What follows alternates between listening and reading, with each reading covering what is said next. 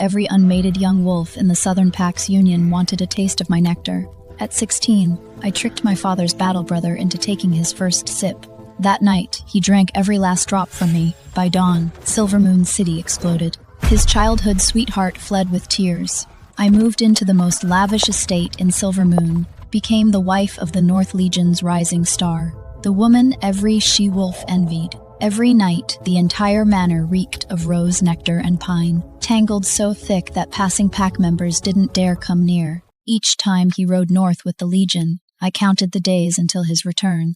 Until this time, he returned from the northern border as a hero, brought back his childhood sweetheart, and her 2-year-old cub, Amber Eyes. His amber eyes, he moved them into our house. Taught the pup to call him Daddy. I didn't rage, didn't cry. I simply handed over the keys to our estate, the rights to the family properties, my place as Ironclaw's matriarch. He thought I'd finally learned to be docile, that I'd accepted my place as the unloved wife. What he doesn't know, while he was busy playing house with his sweetheart and their pup, I was on my knees before the Alpha King. Child, you once knelt here begging the Moonbloom's blessing for your mating bond.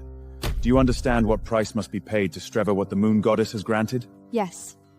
To earn your consent, I will go to the Frostlands in the Princess Place. Bring me the Severance scroll with his signature and yours.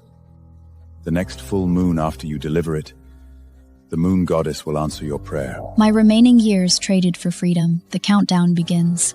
21 days, that is all I have left. 21 days until the goddess severs our bond. 21 days until I leave this cage and ride north, not as a discarded wife, but as a bride to the Lord of the Frost. He wanted a docile wife. Never would he get one. He'll only watch me become a legendary queen. 21 days until the moon-severing rite. Cael returned from the royal palace and went straight to Seraphine's bed in the east wing. I heard them. The night was still, and my hearing had been trained sharp. Her moans, his growls, they coupled from moonrise to moonset. They had many such nights, once whenever Cael returned to Silver Moon from the border. Lyra, do not disturb me. Be a good wife. Be docile. I would bend every effort to please him, but all I earned was refusal and correction. Now I finally understood docile was for the unloved. The loved received companionship, so I learned docility, even when my handmaid and Mira rushed to report. Mistress, today Cael went to the palace. He's petitioning the Alpha King for a formal title, for Seraphine. Let him. He failed. Of course, that evening, Seraphine wept in his arms, sorrowful and trembling. He would continue to fail. The Alpha King regarded me as his own daughter, so he would never consent to Cael's request, not when it humiliated me. Then, as expected, Cael came seeking my help. Lyra. Your petition? The king refused. I will ask again. With military honors, with...